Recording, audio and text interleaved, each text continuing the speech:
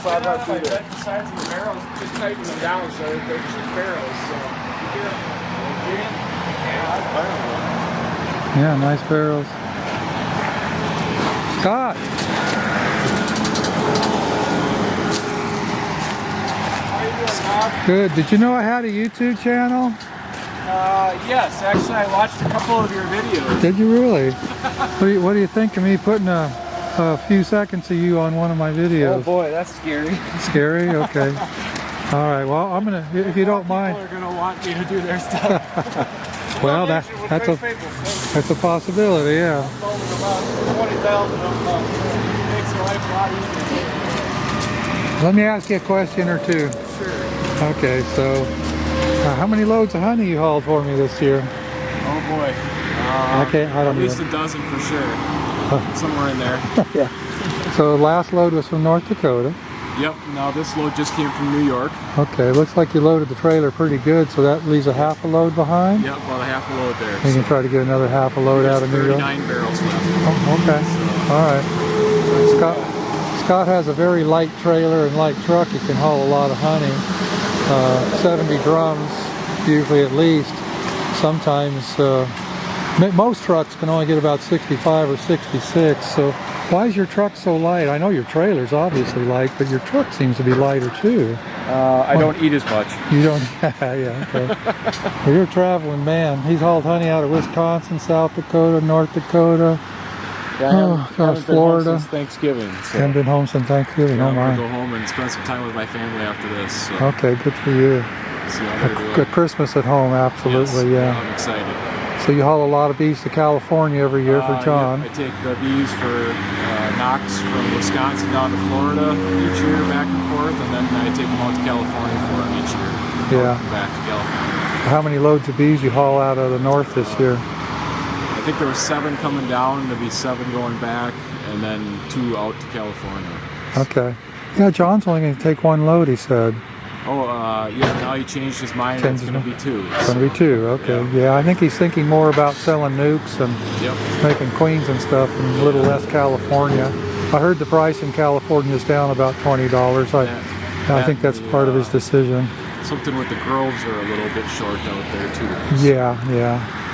You got a beautiful truck. Thank you, I appreciate it. So Scott's out of Wisconsin. Yes. And I met him through John Knox, I guess. Yes. Yep. So you've been great to deal with. I appreciate you. I appreciate you guys too and all the business. It helps me stay going. Yeah. Well, beekeepers are nice people. We're easy to get along with, right? I enjoy all the beekeepers. So, I just by working with you and John, now I have a dozen beekeepers calling me every year trying to get me to haul their bees. So. Oh, wait till after this video comes out. Yeah. So what's the attraction to hauling bees? You get more per mile, right? Or... yeah, you make a little more money. And the good thing is not a lot of guys want to do it because they don't want to get stung by the bees or work with the bees. Yeah. And I don't mind it at all. So. Well, so you make more money, but what about getting loads back out of California? Isn't that a little... That's the tough part. You and John and the beekeepers and the honey take good care of me. Yeah. It's the other customers across the country that don't want to pay much to get their stuff moved. There's so many trucking companies in the country.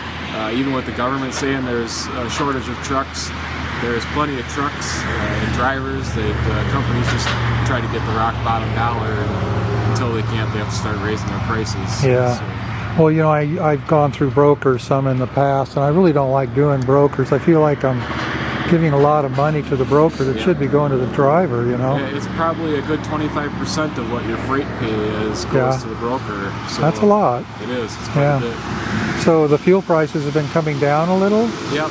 Most states except for like Pennsylvania and New York, they're really high. And then your California, New Mexico, Arizona, they're still really high. Oh yeah. But the rest of them are down around the 450-ish area. So you've taken a lot of loads into California, bees of course. Have you ever been turned back with a load of bees? Not yet. Not yet. Lord, I haven't had that problem yet. I've heard bad stories about it. Yeah, I have too. Yeah. Well, it's been several years since I've sent any to California, and I never had a problem, but boy, I worked really hard to get my pallets clean and my colonies clean, and you know, they're looking for fire ants and stuff like that. Well, this is a good looking load of honey. Looks like Mike had all brand new drums or once used drums. Yeah, I didn't have to ask him to color coordinate them, so Yeah, right. nice. Mike's a good guy. Mike's wonderful. You know, I've never met him. I mean, I've been buying honey from him, but we've become quite friendly by just doing business over the phone, but I've still not met him. He's thinking about bringing his bees down to Georgia here. Is he? And I told him to get a hold of you, and okay. You guys could, he's worried about not having somebody to unload them when I bring them down, so he's thinking about talking to you. So it's a possibility. Of course, you know, I'm about 4 or 5 hours from where he'd want to take them. Yep, that's what we were talking about. But he's been so good to me, I'd probably accommodate him somehow. Take care of him, or leave a forklift for him down there or something. Yep. Yeah. Oh, well, maybe I'll meet him this year then. There you go. Yeah, he said he was down here a month or two ago or so along those lines to see his daughter. Yeah, we missed each other. I was over in, where was I? Speaking in Mississippi or something like that. I missed him. So the next load is out of, well, I've been curious about you and the weather. It's been brutal up there. Yep. You just barely got out of North Dakota, didn't you? I drove through quite a bit of nasty snow up there, yeah. I've got a load out of Georgia here going up to Rapid City, South Dakota next. So okay. I'm going to go up and get the last load of honey. And, the last load from Gary in North Dakota? Yep. Okay. Yeah. I think there's 58 barrels left there. A little short, but that's okay. All right, Scott, thanks, and I really appreciate you. Thanks a lot. I appreciate you guys too, thanks. Okay, bye. I got 39 left up there in New York. I think there's 8 North Dakota. I'm trying to get the North Dakota something next. Okay, don't worry about that.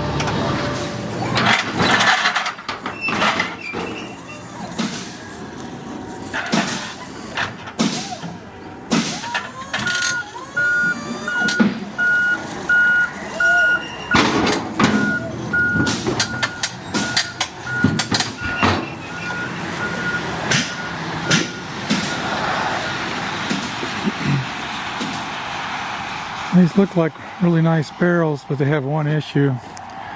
If you look at the, I don't know what you call it, the little rib on the side of the barrel, it doesn't protrude out very far, so the barrel grabber won't pick up the barrels well under this lip. You have to go all the way to the top to get a good enough lip for the grabber not to slip by. So nice drums, but I wish the lip was sticking out a little farther on the midrib there.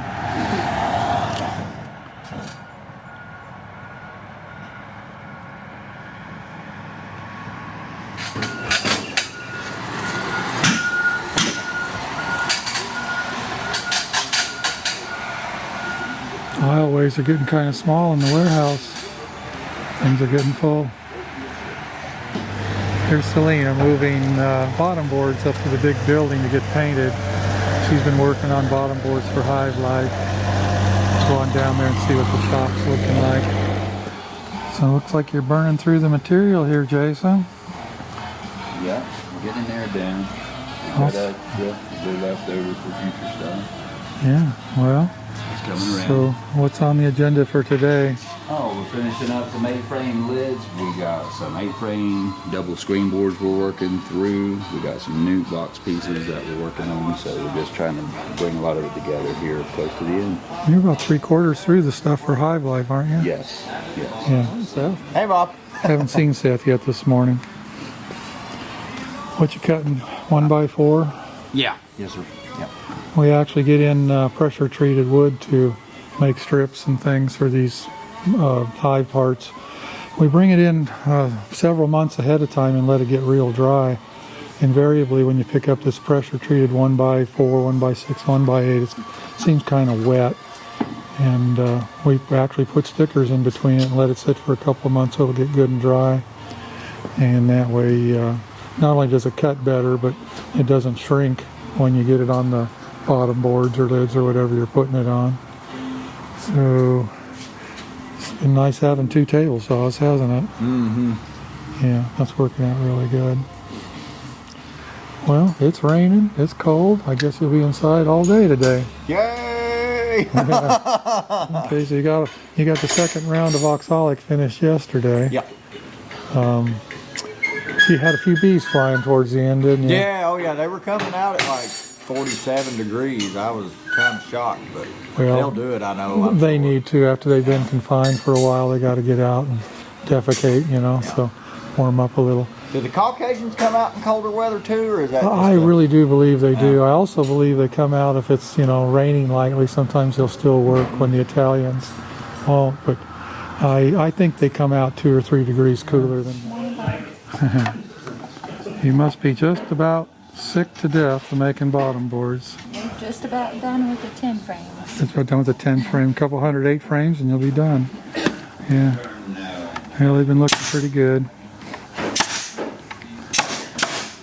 And John is in the house. Yeah. I'm here. You're here. What are we recording? I don't know. What do you want to say? I don't know. Merry Christmas. Merry Christmas. That's a good thing to say. Yeah. Merry Christmas. Merry Christmas. Happy New Year. Looks like you got some lids to drill. Yes, sir. Yep, the holes. Okay. Yeah. So are those look like 8-framers? Yeah. Yeah. Yeah, those are for Hive Life. So. All right, you guys are getting her done. Another week, you'll have all that stuff done. I know, man. That'd be awesome for Yeah. real. Then we'll start on our stuff. Okay. Cool. Yeah. All right. Carry Oh on. yeah. Yeah. I know it's not over after that. Yeah. It's like Hive Life's done. We're good, y'all. No. So John's busy making these double screen boards for the Hive Life conference. We've already got a lot of pre-orders. We expect to sell quite a few of them. The strips on these things are made out of HTO lumber too. I actually think making the strips out of that is better than using pressure treated. This stuff does not delaminate, it doesn't rot, so I think that's the best way. The strips are actually 5/8 of an inch that way too, automatically. Let's see. The first double screen boards I ever made, I made them with 3/8 strips, and it didn't take me long to figure out that wasn't tall enough, because when I split colonies that had swarmed, quite often the swarm cells were hanging down more than 3/8 of an inch. 5/8 of an inch is pretty safe when you're splitting colonies that have swarm cells hanging down off the bottom bars. Let's go see how John's making these holes.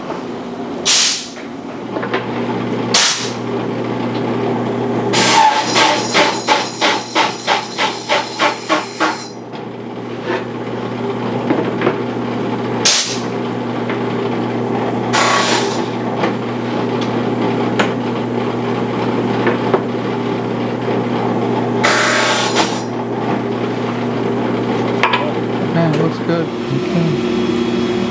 All right, almost. Fixing to make some noise and make a minute, so. Yeah. Tell you what I'll do. It's been a long time since we haven't been beekeeping together a lot, so I haven't taken y'all out to lunch. So how about I take everybody to lunch today? John, did you bring your lunch? Yes. Don't Nope. Nope. Yeah, maybe. Don't make John too happy this early. I gotta keep him I ready. know. I'm awake. I feel good. I'm all right. For really. Okay. Well, let's have see me around 11. Y'all just come up. Okay. All right, well, Okay. Yes, See you sir. then. Bye. Appreciate it. These guys actually have a lot of fun together working down here, and they're always joking. Selena puts up with it pretty good. In fact, I think she's starting to joke back now, so that's a good sign. This little red light comes on when we turn the compressor on. Have a wall switch right there. That way when we walk out the door at night and we turn all the lights off, if the red light's on, it'll remind us to turn the compressor off.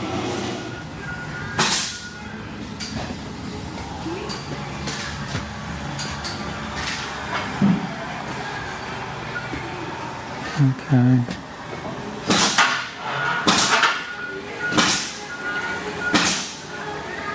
We kind of have to act like squirrels collecting nuts for the winter. We have to have enough barrels of honey to get through till the buying season starts again in May. We don't need a whole year's worth, but we need several months. So mid-December, so we've got January, February, March, and April to get through before we can start buying honey, fresh honey again. We got 2 more loads to come into the warehouse, and then we'll be done buying for the season. I think there's about 1,100 drums in here right now, maybe 1,200. And then this load and 2 more loads, that'll get us through the rest of the winter. Takes a lot of honey to get by. Honey from all over the east. New York State, Wisconsin, Michigan, North Dakota, South Dakota, North Carolina, Georgia, and Florida. That's what we have in the warehouse right now. Lots of different varieties, of course. Some of it's for blending, some of it's for bottling varietal, which I always like to do. Most of our varietal honey goes into 1 pound bottles and goes into grocery stores. The really expensive honeys like Tupelo and Sourwood do not go into grocery stores. The average grocery store buyer doesn't want to pay the high dollar for those types of honey. So we just put in good table grade honey in the grocery stores mostly. Things like clover and tulip poplar, maybe holly, gallberry, things like that. And of course our wildflower. We was just getting this truck unloaded and then he's going to have to weigh all this stuff. We weigh every drum that comes in, check it for moisture, have a good close look at it. This is from Mike Rolowitz in New York State. He always does a superb job. Good morning, Carrie. You're on candid camera. This is Nathan's wife, Carrie. She's been in here helping Nathan paint so we can have all this stuff ready for Hive Life. She's a good painter, so she's helped me before with things. Are you about sick of this stuff here yet? No, got a routine going now. Yeah, you got it down pat. So you working on bottom boards today? Mm-hmm. Okay. Yes, sir. I did another load and I'm about to pull another pallet in and start those. Okay, painting's quite a process with these little parts like that. Oh, you're welcome. I just put your wife on camera. Okay. She seemed to be okay with that. Yeah, she's all right with it. Okay. So it's all about bottom boards and timing boxes today? That's right. We have about 50 more timing boxes to do and a whole bunch of bottom boards. But Okay. we're trucking along. I think we're going to have it ready on time. It's looking like it. Now I have a good feeling we are. Yeah, a week ago we were kind of wondering, weren't we? I was wondering. But, yeah, my wife Carrie, she come in there and help a bunch. Yeah.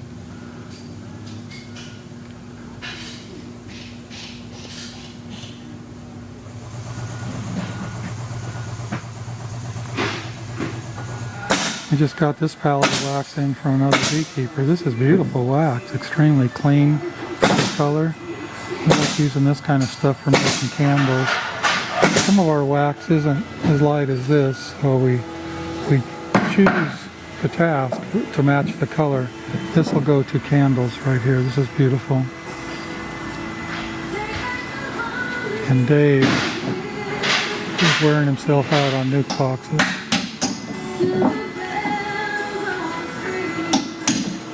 On camera again, Dave. Perfect timing.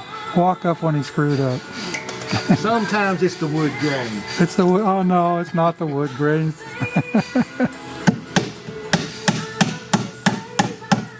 Actually, that's usually what it is the wood grain. Shoots the nail out sideways. We use a grip right gun there. Works pretty good. Grip right gun, 2 3/8 ring shank nails. Let's see a demonstration, Dave.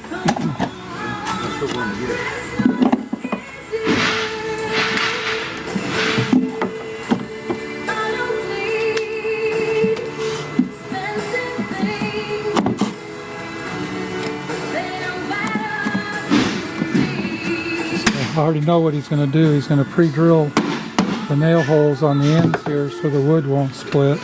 He'll hand nail those and then use the air gun for the rest. We always clamp it just to pull all the warp out, get things fitting really good.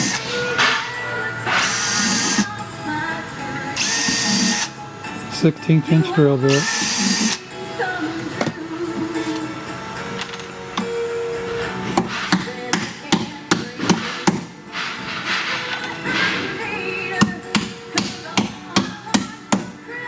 Those are 8-penny ring shank siding nails.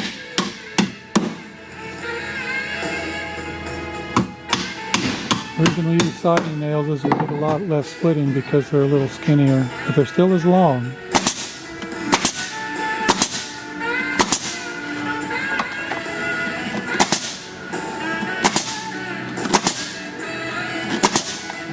Perfect. These boxes are going to Hive Life.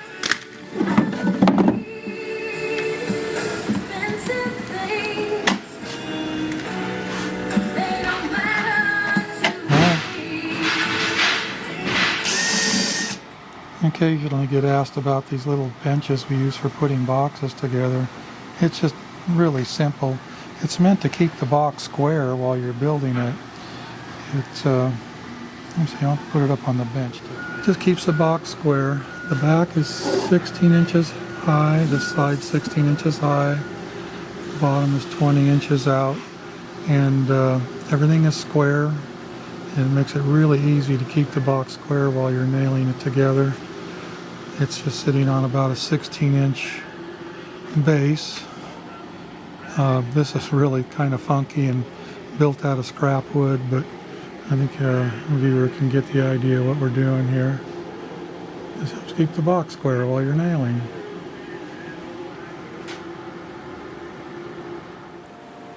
Dave bought about 25 cases of nails.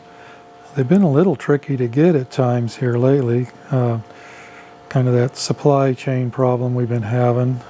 I guess these might be made in China, I'm not sure. But when we found a bunch, we bought a bunch. We started purchasing soda made with honey for the store. We've been buying Spreckers from Wisconsin for several years now, and we get 3 varieties: Orange Dream, which tastes just like an orange sickle, and cream soda, and root beer. It's made with honey, and it's really, really good. And interestingly enough, our friend Chris Warner is the one that supplies the honey to this company up there in Wisconsin. So it's Chris's honey. So that's interesting.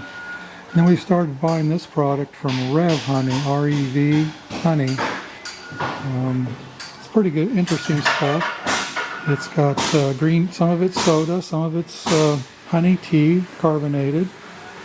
And it tastes pretty good to me. I think it's going to sell in the store pretty good. I'm standing at the front door of our store looking out. It's a rainy, wet, dreary day. Kind of cold. It's going to rain all day and into the night. And then we have a cold front coming in overnight. By tomorrow morning it'll be much colder than it is now. Tomorrow night most of the county is going to fall into low single digits. Some locations will even be below 0. Luckily I don't have any bees in those locations right now. That's pretty cold for this country. It gives everybody something to talk about. We actually took a bunch of small nukes and moved them inside my old shop at home. Get them out of that close to 0 weather. I don't think they could take it. Little 3-frame units in a 5-frame nuke box. They'll be fine in the shop. We'll just leave them inside for a week or so until the temperatures warm up a bit. I'll move them back out. Probably put them in a deep box over a double screen board on some colonies. For some reason we missed some of our 5-frame nuke boxes, never got that done. And of course it's always nice to get Christmas cards from friends and customers and other beekeepers. That's Natalie's family, Beekeeping Like a Girl. It's not called that anymore. It's Beekeeping with Natalie now. So that's Chris and Dawn, her parents, on that card, and others. Here's Nathan Coleman's children from Duck River, and there's quite a few other cards all over the place. Knox Honey Farm, many others. Store's been very busy coming up to Christmas. Marilyn's been making a lot of candles. How many candles up there? Yeah, I know. How many candles we sell in a day? About 50 or 60? Yes. Clint, I got a serious question for you. Okay, let's hear it. I hope you didn't buy Joanne a gun for Christmas. No, she had one though. Well, she has one. Yeah. I was going to say if you bought her a gun, she's likely to shoot us all. She carries knives and guns and everything. Yeah, you told me that. Well, I knew you were a mountain lady, but I didn't know you were quite like that. Don't mess with Joanne, y'all.